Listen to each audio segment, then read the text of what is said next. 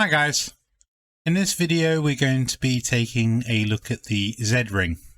Now this little 3D printed ring claims to fix a lot of our issues that we've faced with the DD1 and also the DD2.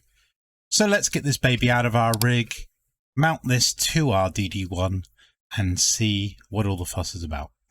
The Z-ring you see here was printed by SimMakerz, which is a French organization. However, the STL files are available should you wish to print these yourself. I've seen the Z-ring around a little bit in the past and wondered just how much flex this little device reduces.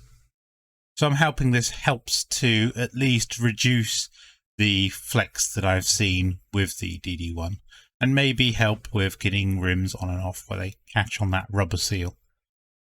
Now you might be able to see from this shot here that this area here flexes quite a lot where the rubber seal is when I'm just wiggling the wheel. So you can see there's at least 3/4 of an inch of movement each side, and that translates as quite a lot of wobble. And that might be also affecting the amount of force feedback we feel. One other issue that you have with the DD1 and DD2 is that this rubber seal makes it very difficult, as you can see, to slide off the wheel. So once you've got it past the rubber, the wheel comes off nice and easily. But this rubber seal makes life difficult. And this is completely removed with the Z-ring. Fitting the Z-ring is a case of unscrewing the collar from your direct drive. This has 2 bolts and they are very tight, so you might have to use a bit of leverage to get them off. Once that's removed, just can take the collar off completely, and then you loosen up the gold screw, basically reversing it down the shaft towards the wheelbase. It starts pulling the shaft out of the wheelbase, and you do that rather than tug on that shaft, because if you pull the shaft you might accidentally rip the wires out, so it's better to do that. Once you've loosened off the screw to the point where essentially it has no thread left, then you should be able to tease out the remainder of the DD shaft. Once that's out, you will see the wires exposed, but there's not much room to work, so you want to twist the shaft to unravel those wires, and that gives you more room for maneuvering when you're working on that particular area. With that done, lift off the safety clips from the plugs and pull the plugs off. There are 2 of them connecting the wires, and then you can put on the Z-ring. So first of all, if you've got the Mark 15 Z-ring, you put it on so you've got the hollowed out edge on the back of it. That allows the golden screw to screw into the back of the Z-ring when you're done. So you push that down the shaft and then tighten the gold ring back on. Then you have the locking nut that goes on the back of that, and that sits up against the gold ring to stop any movement. With that all in place, you plug in the wires again, gently twist the shaft back so you've tightened up the cables a little bit, and then push that back into your direct drive. Once that's in place, you can put the collar back on and tighten it up, and you should be good to go. Bear in mind, when you've done this, you will have to recalibrate your wheel center position, because it's unlikely you would have put it on exactly as it was before, but it is a fairly trivial job. So now we've got the Z-ring on, let's see how much flex we actually have now. So you can still see there is some movement. Feels a little less. I don't know if that comes up on camera, but there is still a little bit of movement there. But I don't think that's going to be eliminated anyway. One benefit I haven't really spoken about the Z-ring is the fact that it makes the Podium quick release truly a quick release system. So this ring here, the gold ring, is no longer of any importance really. It's just used to hold in the Z-ring.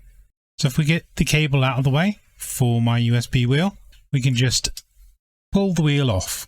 You can see a bit of tension there. Maybe I need to get a bit of lube on that, but it comes off fairly easily. And then we can just chuck on another wheel.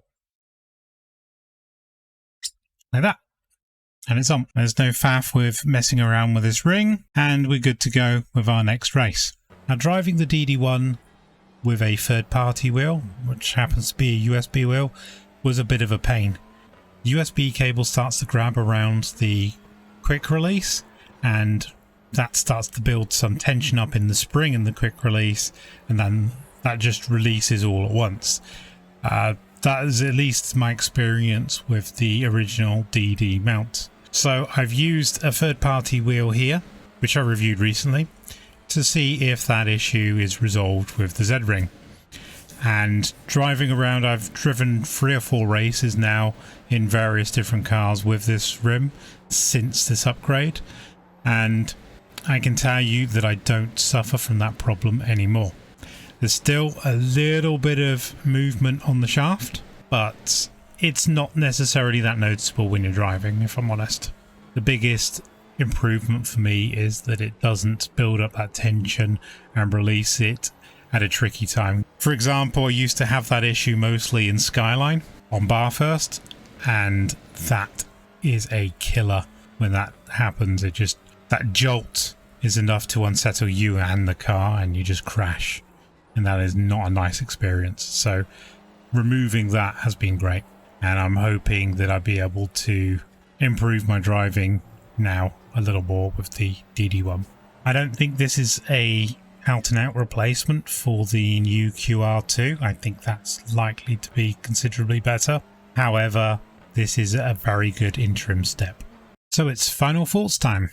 Now, the Z-Ring is effectively free if you have a 3D printer. If you, like me, do not have a 3D printer yet, then it's going to cost you a few quid unless you've got a very kind friend. SimMakerz, where I managed to get this version of the Z-Ring, sell it for about 20 euros delivered, which isn't bad, but it doesn't cater very well to our friends in the US. It doesn't solve all of the problems that the DD1 has, but it does resolve some of the major sticking points that I had for keeping this device long term. Now, I think it goes without saying that a big shout out should be given to EK Sim Racing for producing this. It is a great little add-on to the Podium series of wheels, really helping those that suffer from this problem. Not everyone suffers from issues with the quick release system on the Podium range. So if you are a DD1 or DD2, So if you are a DD1 or DD2 owner and you do suffer from this issue, then take a look at the Z-Ring. It may help you out. So if you've liked this video, please give it the thumbs up. If you have had issues with the Podium series of wheels, or you've tried out the Z-Ring, then don't forget to leave some comments in this video. It'd be nice to hear your experiences. And on that note, I'll say goodbye. Goodbye for now, guys. Bye-bye.